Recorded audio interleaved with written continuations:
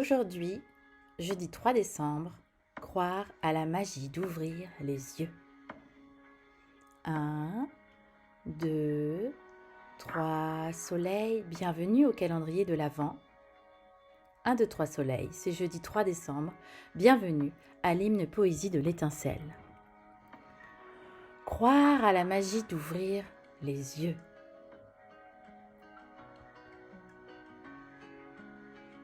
Mes yeux sont mes trésors, des trésors à préserver.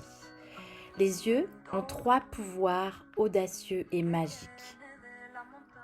Ils nous aident à voir, à regarder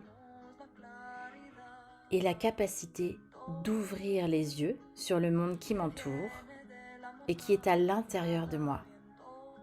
Car même lorsqu'on a les yeux fermés et qu'on regarde à l'intérieur de soi, on voit, on regarde et on ouvre les yeux. Aujourd'hui particulièrement, je vais vous partager un petit peu des connaissances sur les yeux qui sont utiles à comprendre ce sens de voir, ce sens de regarder, ce sens d'ouvrir les yeux. Imaginez de nouveau cette nouvelle fenêtre de ce matin. Le volet à droite que vous ouvrez, le premier, c'est le volet pour voir. Le volet à gauche que vous poussez tendrement, c'est le volet pour regarder. Et une fois que votre fenêtre est grande ouverte, vous avez cette capacité à ouvrir les yeux. Nos modes de vie actuels font du sens de la vue, j'allais dire vie, comme quoi. Nos sens de la vue, un des outils sensoriels qui est essentiel à l'homme. Que ce soit nos mouvements physiques, nos réactions émotionnelles, notre efficacité mentale, tout ça c'est intimement lié au bon fonctionnement de notre système visuel.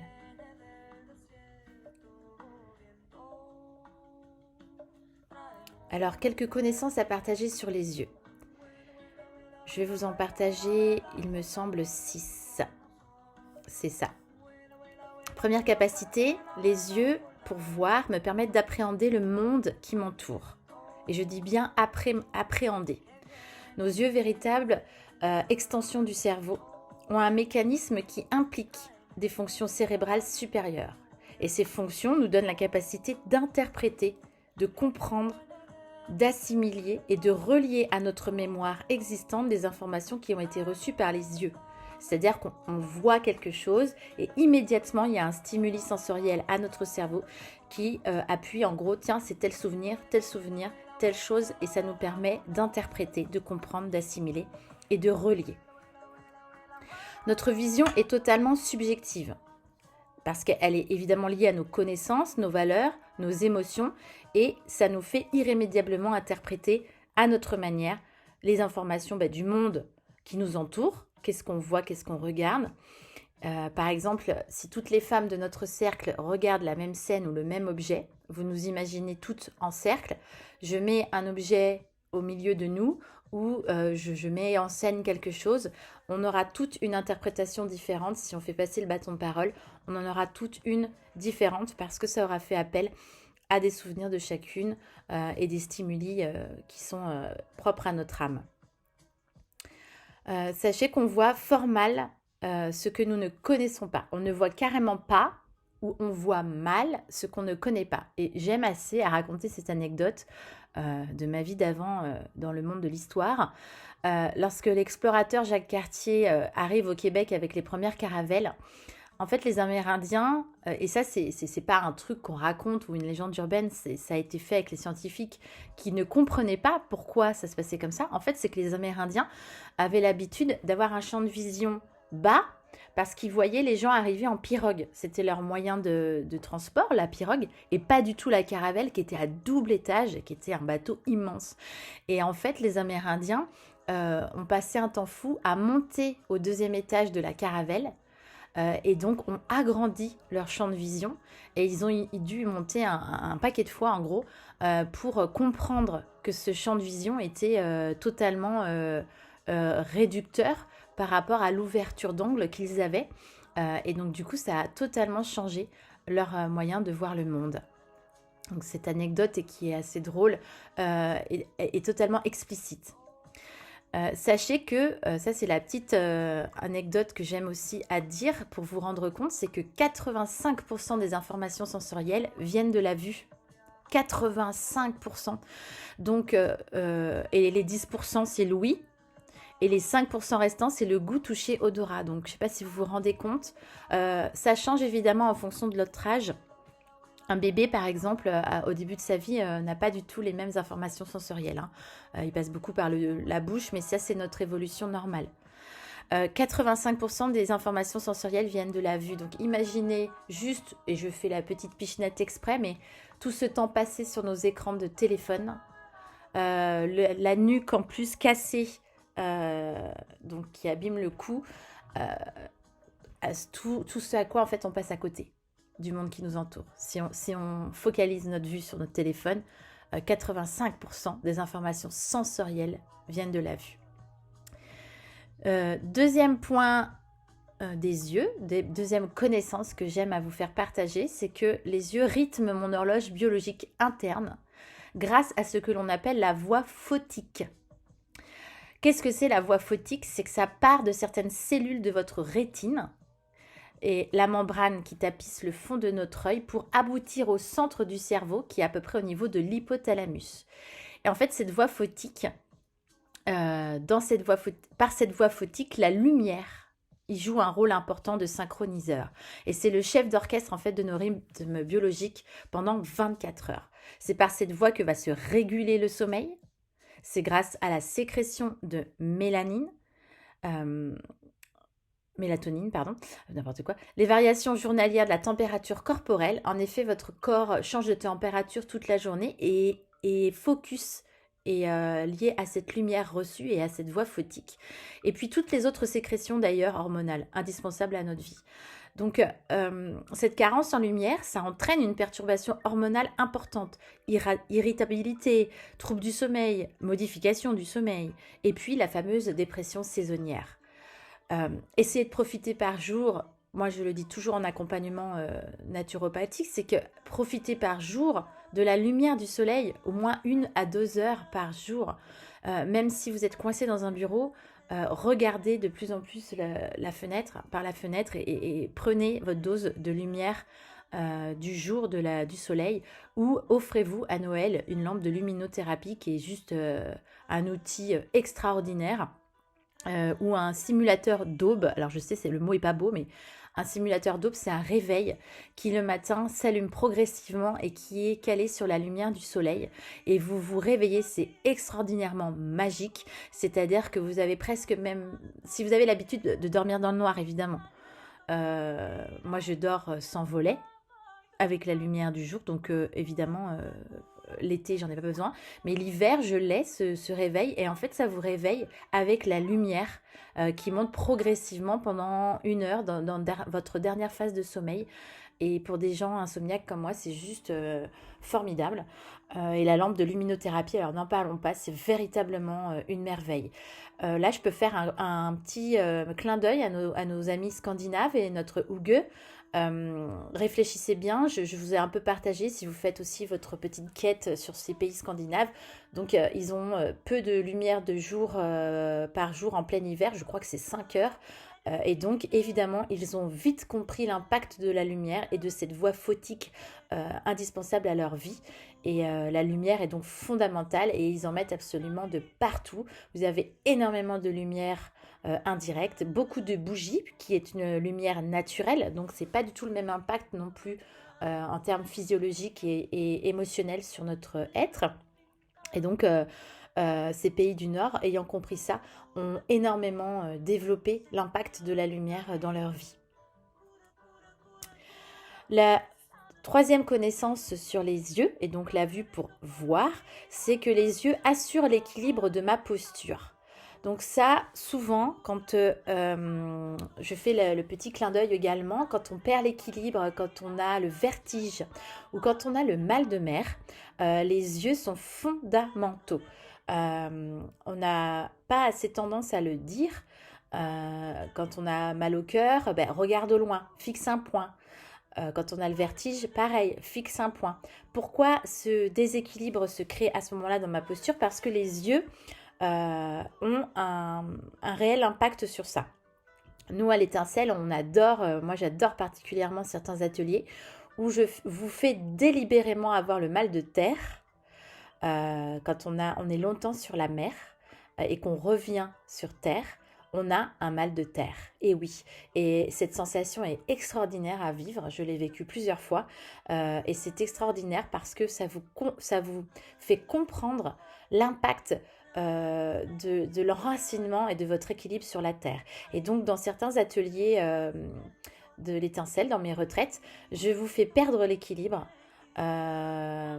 sans vous mettre en danger, mais je vous fais perdre l'équilibre dans le sens de avoir le mal de terre et grâce à vos yeux. Donc vous passez par tout un processus de les yeux ouverts, les yeux fermés, les yeux bandés, etc. sur des éléments qui ne sont pas un équilibre de terre. On le vivra à petite dose un jour prochain dans ce calendrier de l'Avent, donc je ne dévoile pas tout. Sachez que la souplesse, la tonicité, la réactivité des muscles proprioceptifs, parce qu'on est vraiment là, la proprioception, qu'on travaillera comme sens, c'est le 7e sens que nous on a accordé à l'étincelle. Donc les muscles proprioceptifs de l'œuf doivent être optimales pour assurer l'équilibre postural de notre être. La vue donne des infos à la fois extérieures et intérieures. Par exemple, extérieur, c'est par la rétine centrale et périphérique. Donc, quand vous regardez votre rétine à l'intérieur de l'œil, vous regarderez bien, c'est la centrale et la périphérique qui permet de percevoir le monde, les déplacements extérieurs et de s'orienter dans l'espace. Les informations intérieures, c'est que l'œil, par l'intermédiaire de 6 muscles internes, c'est-à-dire vous imaginez le globe oculaire et il y a 6 muscles qui prennent ce globe et qui partent vers l'intérieur de notre être, eh bien ces 6 muscles internes entrent en jeu dans l'équilibre postural. Et c'est comme tous les autres muscles évidemment de nos corps, si les muscles des yeux ne sont pas assez musclés ou ne sont pas... on leur prend pas assez de soins, on leur donne pas assez de soins, c'est pas qu'on leur en prend, on leur en donne pas, eh bien ces muscles vont perdre en tonicité, leur souplesse et ce déséquilibre va accroître nos problèmes de posture, tout simplement. 4e connaissance sur les yeux, et donc la notion de voir, on est toujours sur notre volet à droite, les yeux reflètent l'état de ma santé. Et oui, depuis des milliers d'années, les médecins des anciennes civilisations, particulièrement chinoises, égyptiennes et grecques, évoluaient, en fait, donnaient un diagnostic de l'état de santé de leurs patients par l'analyse des yeux. Aujourd'hui encore, nos médecins traditionnels contrôlent nos yeux et la pupille et la rétine avec leur petit appareil là qui est rigolo quand on est gosse. En médecine chinoise, l'œil reflète l'énergie vitale de l'individu parce que pour eux, le visage et les yeux sont le lieu où se rassemble le QI, le quotient intellectuel et le sang des 12 méridiens. Donc quand un organe va mal, eh bien l'information va par le sang de ces 12 méridiens et les yeux s'en ressentent. Et on voit à quel organe en médecine chinoise vous avez mal ou quel organe souffre par l'analyse de vos yeux. Savez-vous par exemple que votre signature irienne, donc de votre iris, elle est aussi personnelle que celle de vos empreintes digitales. Et si, rappelez-vous, si les yeux sont la fenêtre de l'âme, eh bien les pupilles sont les fenêtres de nos émotions, ce qui nous amène au 5e point de connaissance. Les yeux sont le reflet de mes émotions. Effectivement, l'œil est le prolongement du cerveau émotionnel. Sur le plan physiologique, nos yeux et notre cerveau sont issus du même feuillet embryonnaire. Donc ça, c'est bien important de le savoir parce que ça vous donne une autre dimension. Et ces notions se traduisent par la production de neurotransmetteurs entre les deux, le cerveau et les yeux. Et les effets sont aussi perceptibles du coup sur les yeux de manière immédiate. C'est-à-dire que les yeux, oui, ne parlent pas, mais alors on leur fait tout dire. Quand on voit dans nos yeux, on voit toutes les émotions. Colère, tristesse, joie, dégoût, ça se voit tout de suite dans nos yeux. Et même si on est fortement ému, stressé et même terrorisé dans un état de choc, on peut être momentanément incapable de voir ce qui est devant nous. Car tout simplement, les images qui sont reçues par la rétine ne sont plus du tout interprétées par le cerveau. C'est-à-dire qu'il y a carrément une coupure quand vous êtes en état de choc. Que ce soit un gros stress, une terreur, par exemple un attentat ou je ne sais quoi, où on est très très ému, Voilà, on a tout simplement perdu quelqu'un de cher, eh bien notre vue change. D'un seul coup, les images qu'on reçoit par la rétine, elles ne sont plus analysées. Et donc, on a un temps voilà, de pause. Et puis, je vais faire un joli clin d'œil d'amour. Eh bien, quand on est amoureux, évidemment, la vue, le reflet de nos émotions est touché. En face de l'être aimé, nos pupilles se dilatent et le nombre de battements de paupières augmente. C'est un petit peu comme le Tex Avery et le loup. Les paupières voilà, bougent beaucoup, Betty Boop, et les paupières se dilatent. Les paupières, les pupilles se dilatent et les paupières ont des battements qui augmentent. Les 6 émotions primaires, donc je vous les ai rappelées tout à l'heure, ont un impact, c'est la joie, la tristesse, le dégoût, la colère, la peur, tout ça. Eh bien, ces 6 émotions primaires, elles ont un impact sur les yeux et les paupières.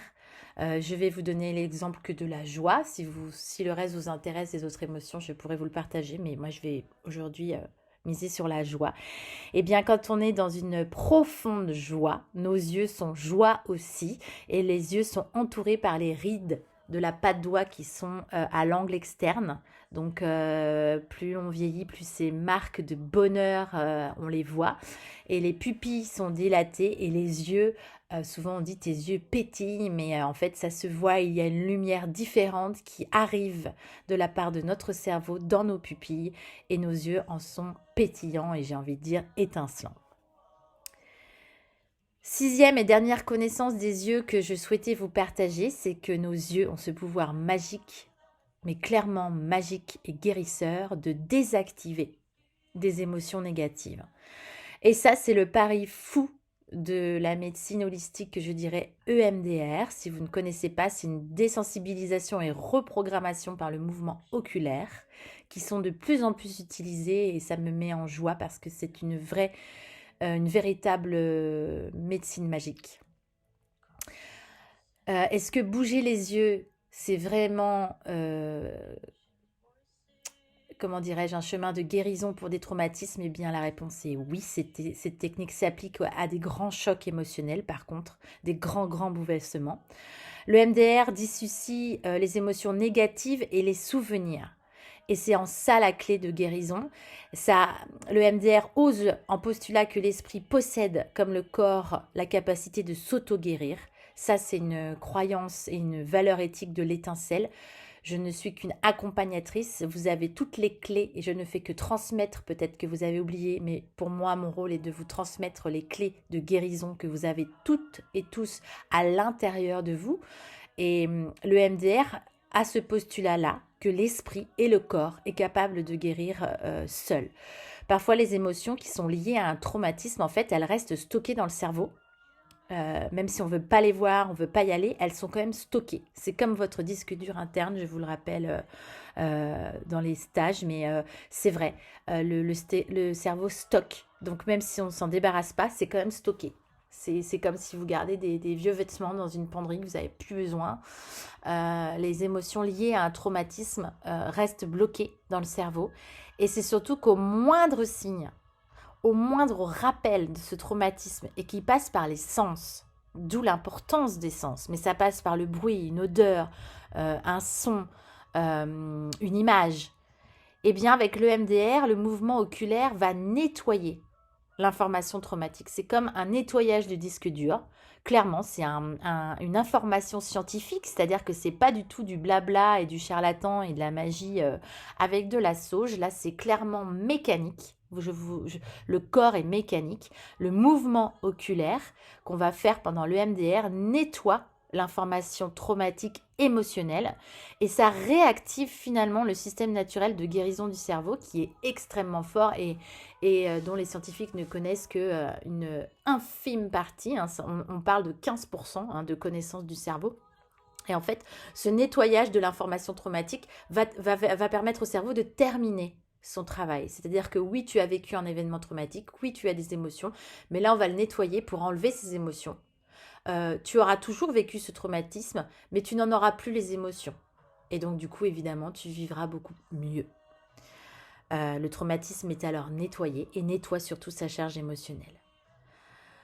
Pour ces 6 connaissances-là que je viens de vous partager, j'ai envie de vous dire que moi, mon petit rôle là-dedans, c'est de vous partager une ressource que j'ai, sur laquelle j'ai été formée et que j'utilise dans mes retraites également et dans mes accompagnements, qu'on travaille beaucoup, qu'on va travailler beaucoup dans mon accompagnement chemin de traverse, mais qui est plus long, qui est celui qui s'appelle En quête d'essence, qui dure 3 mois.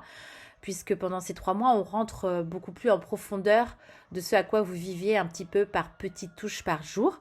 Et notamment, on travaille beaucoup plus intensément les sens, et notamment liés aux saisons. Donc, par exemple, le prochain quête d'essence d'hiver, eh bien, on va travailler le sens de la vue lié à l'hiver. Et ma part, c'est le yoga des yeux. Et oui, le yoga n'est pas que corporel en termes physiques sur un corps entier. Il y a un yoga des yeux qui a été créé, inventé également en lien avec le MDR. Finalement, il y a beaucoup de choses qui s'y rejoignent. Et on va découvrir ça un petit peu plus tard dans notre fenêtre magique aujourd'hui sur le yoga des yeux, qui est une merveille qui permet de réénergiser. Ça ne permet pas forcément de guérir des traumatismes. Ça ne prétend pas relever le défi de l'EMDR, mais le yoga des yeux réénergise votre vie, vos muscles tout simplement, et la souplesse des muscles de vos yeux. Donc je vous l'ai partagé, mais les yeux sont entourés de muscles, et donc le yoga des yeux permet tout simplement d'acquérir cette souplesse et ce renforcement musculaire, tout comme le corps entier, comme quand on fait du yoga tout simplement. On va ouvrir le deuxième volet de notre fenêtre d'aujourd'hui, qui est la fenêtre de regarder. On peut tous les jours voir sans regarder. D'ailleurs, au moment où vous vous levez, vous allez ouvrir vos yeux et vous allez voir, sans en prendre vraiment conscience, de tous les éléments qui font votre quotidien de vie dans votre maison, et finalement vous ne les regardez pas. Peut-être qu'un jour vous avez fait un petit hôtel, vous avez mis tout un petit coin tout mignon à côté de votre table de nuit, et puis finalement vous ne les regardez jamais. Vous savez qu'elles existent, vous les voyez sans les voir, finalement sans les regarder. Donc aujourd'hui, je voudrais vous inviter à mieux entrevoir, mieux percevoir, mieux vivre ce mot regarder, parce que c'est également une clé à trésor dans votre quotidien de vie. Ça permet de cultiver, de vivre à ce moment présent, de cultiver tout ce qui est lié au hygge et cette douceur de vivre. Ça permet de cultiver également votre lien à l'enfant intérieur. Enfant, on regardait beaucoup plus qu'on ne voyait. Un enfant va regarder la nature sous un œil différent que nous adultes, et il va regarder avant de voir, alors que nous adultes, on va beaucoup voir et moins regarder. Et ça rejoint l'idée de ne pas passer à côté des choses simples. On dirait un slogan publicitaire, mais c'est vraiment ça, de ne pas passer à côté des choses simples, et le regard permet ça. Avec les yeux, on va toucher ce qu'on peut appeler de la spiritualité. Évidemment, on regarde à l'extérieur, on regarde à l'intérieur. Là, je parle bien de la notion de regarder. Donc, on va toucher cette notion de spiritualité. La spiritualité, ça repose essentiellement sur un fondement de chaleur, d'amour, qui fait partie de notre bien-être. Et plus on aura une conscience spirituelle accrue, plus on sera capable de changer des choses en nous, de nous améliorer sur tous les plans, que ce soit physique, spirituel, émotionnel. Notre estime personnelle va s'épanouir. Plus on va développer ce regard spirituel en nous, plus on va avoir une estime personnelle plus grande, plus épanouissante. Et on a tout simplement de plus en plus confiance en nous-mêmes en cultivant ce regard. Une sorte de tranquillité d'esprit s'installe. Et qui peut de toute façon avoir une influence évidemment positive sur les autres, puisque notre regard change, que ce soit vers l'extérieur, vers l'intérieur. C'est également la clé d'un chemin thérapeutique, quel qu'il soit, de changer son regard. À l'étincelle, j'aime énormément un atelier que je pratique lié au féminin sauvage, qui est avec un miroir que vous découvrirez tout à l'heure. Alors le miroir, pas l'exercice, parce que ça c'est quelque chose qui est très intense et à vivre en présentiel.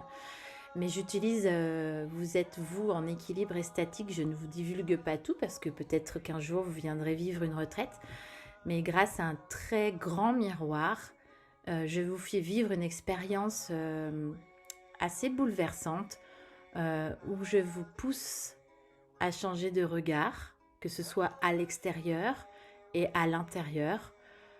Généralement, les émotions sont très puissantes et très fortes, mais ce regard et avec ce miroir, quelque part, est une vraie connexion.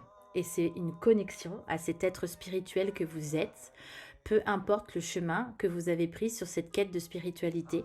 En tout cas, il y a une véritable connexion avec ce regard. Restez à l'affût, j'ai envie de dire, des messages que renferment les petites choses de la vie. On en revient à cette culture de la conscience de vivre au moment présent.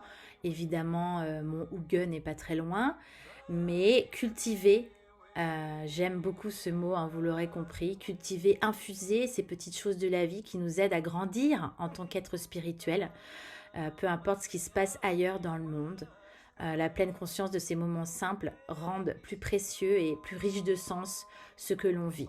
Et cette idée de regard est véritablement là, c'est une vraie clé. Comment chérir ces petites choses, ces moments imprévus de la vie qui mènent souvent à des révélations d'ailleurs, hein, des expériences révélatrices. Eh bien, c'est cultiver cet art de l'attention. C'est être plus attentif. L'art de l'attention est un autre art que je fais beaucoup travailler à l'Étincelle dans vos retraites. L'art de l'attention est lié à l'art du regard. Je vous donne un exemple. Vous êtes au supermarché, vous allez vite, vous avez envie de rentrer chez vous, il faut faire cette corvée des courses. Vous entrez, vous attrapez tout ce qu'il faut, vous remplissez votre caddie, vous repartez aussi vite pour accomplir cette tâche en fait. Et puis vous avez la tâche suivante sur votre petite liste de checklist. C'est efficace, vous êtes efficace, vous foncez dans les rayons, à la caisse du magasin, à votre véhicule pour remettre les courses. Et puis, alors, sauf, et je fais la parenthèse avant, sauf si c'est un état de protection. Moi, j'ai un côté autiste clairement revendiqué et fier. Quand je vais faire ça, pour moi, c'est une corvée. Les courses, c'est un supermarché, donc je le fais très peu. Si vous voulez tout savoir, voilà, moi c'est plus petit marché et drive si vraiment je suis obligée, mais je déteste les courses au supermarché parce que pour moi c'est extrêmement énergivore. J'ai tant de doses de recharge énergique par jour et clairement ce genre de choses est pour moi énergivore et me prend beaucoup de mes petites doses d'énergie, hein. C'est comme les petits cœurs, vous savez, dans un jeu vidéo. Moi, ça me prend genre 6 cœurs, quoi, d'aller au supermarché. Donc, sauf si vous êtes comme moi à faire ça et vous êtes en une bulle de protection, c'est comme si vous aviez une bulle en plexiglas autour de vous et que vous allez faire les courses. Délibérément, moi, je fais le choix de fermer mes yeux et mon regard et donc je ne regarde pas. Je vois, mais je ne regarde pas. Si c'est pas une souffrance comme moi pour vous et que vous avez, pour vous, c'est plutôt doux d'aller faire les courses, eh bien, la prochaine fois que vous ferez les courses, accordez-vous un petit temps. Après, vous pouvez le faire au marché, hein. Alors, au marché, là, c'est juste génialissime pendant vos vacances ou dans votre quotidien. Bref, en tout cas, la prochaine fois que vous ferez les courses, vous vous accordez un peu de temps pour vous promener simplement dans un rayon. Non, mais par exemple, bon, prenez pas le rayon du chocolat, mais je sais pas, moi, vous prenez n'importe quel rayon et vous faites l'expérience une seule fois de traverser ce rayon en regardant les choses. Alors moi, j'aime bien à dire, prenez le rayon des shampoings. Parce que là, vous voyagez en fait. Vous allez voir la douche qui vient du Japon, l'odeur de je sais pas quoi de Madagascar ou machin. Alors là, vous voyagez dans le rayon des shampoings et des douches. et c'est un voyage gratuit. Donc ça peut être sympa, mais choisissez votre rayon et regardez les choses.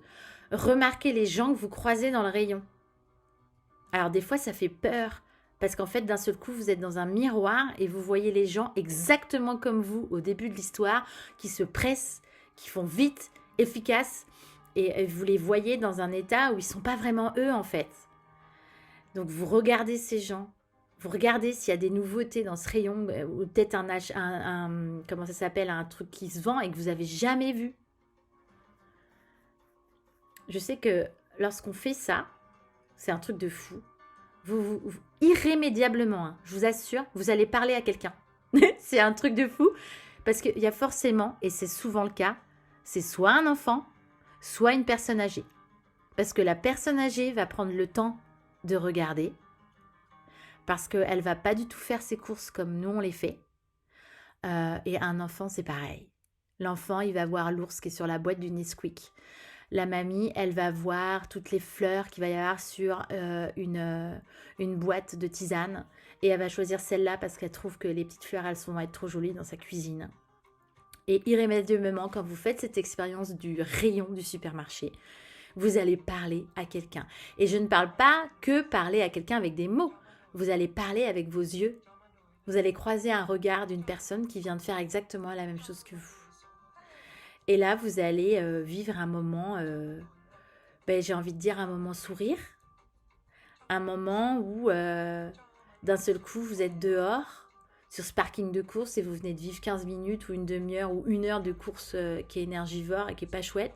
Et là, d'un seul coup, parce que vous avez décidé de regarder, vous allez regarder le vent qui vient d'aller sur votre visage, la pluie qui s'abat sur le caddie, ou tout simplement faire le tour de votre automobile pour apprécier le paysage. Oui, je vous assure, même d'un parking. Parce qu'avant ce parking, c'était un terrain, un jardin. Donc les moments simples sont autour de vous pour que vous en preniez conscience finalement. Et ces petits moments sont là pour ouvrir votre esprit, votre cœur au merveilleux cadeau de la vie.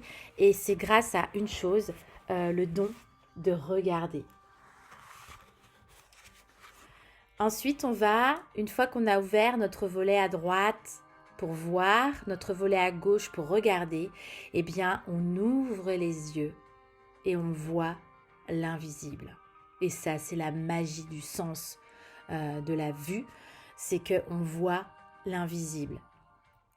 Il y a dans un méditation, donc moi je suis une fervente amoureuse de la méditation, qu'elle soit consciente, inconsciente, assise ou en train de faire ma vaisselle ou l'extase de la lessive, si vous me suivez depuis hier. Il y a dans la méditation un paradoxe, clairement, à propos du regard.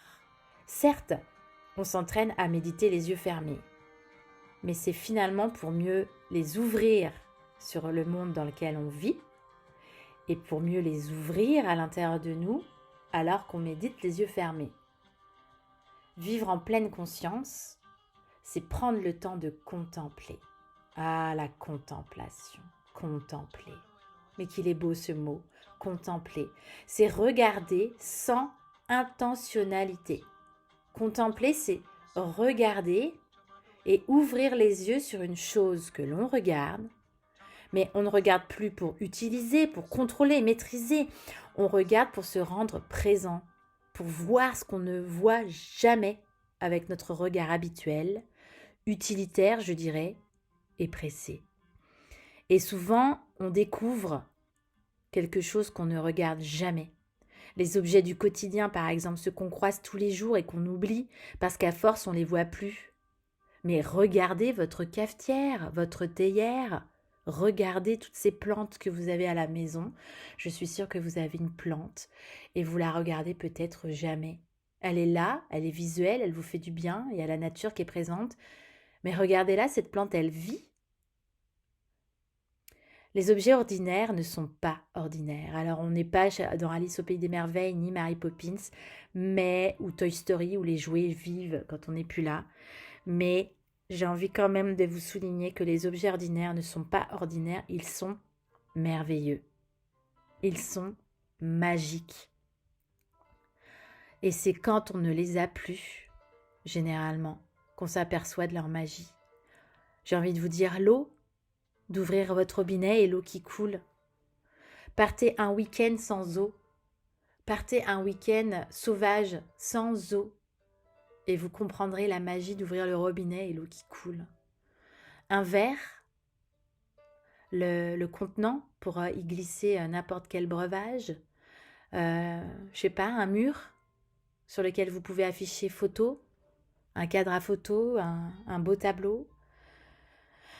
Les objets du quotidien sont merveilleux. Boire, manger, fabriquer, appartenir à une espèce d'intelligence curieuse, industrieuse, c'est merveilleux.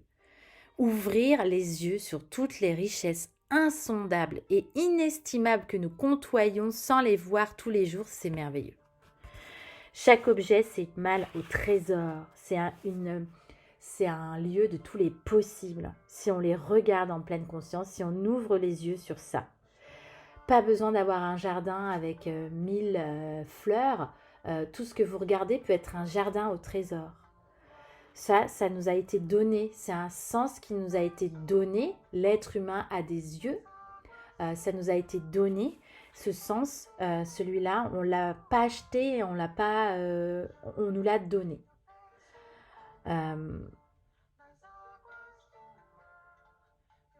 Je réfléchis, mais j'ai envie de vous dire, pas besoin de télescope en fait, pas besoin de microscope, pas besoin d'aller au-delà de votre regard habituel. Il suffit d'ouvrir plus grand vos yeux, plus grand votre esprit, plus grand votre cœur. En méditation, on a souvent cette phrase, et moi-même je l'utilise, ouvre ton cœur, ouvre ton regard de cœur, mais ouvre grand les yeux. Prenez régulièrement cette habitude de vous abandonner au vertige de la contemplation de vos objets quotidiens. Contemplez, je ne sais pas moi, une noix, votre chaussure, votre tableau, votre bol du matin. Le temps de vous laisser gagner par tout ce qu'ils peuvent vous dire, ces objets. Tant d'intelligence, d'efforts les ont conduits à exister, tant d'histoires les ont conduits là devant vous tout de suite et vous mènent une petite graine dans votre vie. C'est assez apaisant, étonnant, assez mystique finalement de vivre cette expérience. Et ces visites chaque jour à l'invisible, qui peut être insignifiant pour certains, c'est un peu se dire merci. C'est à rendre hommage et honorer, je fais un clin d'œil au bâton de reliance, mais c'est honorer cette reliance à une chose qui est finalement incroyable, c'est je suis un être humain en vie, vivant et conscient. Et en ça, c'est une chance. Je vous souhaite une belle journée avec votre nouvelle rencontre avec vos yeux et au pouvoir magique qu'ils ont. Croire à la magie d'ouvrir les yeux.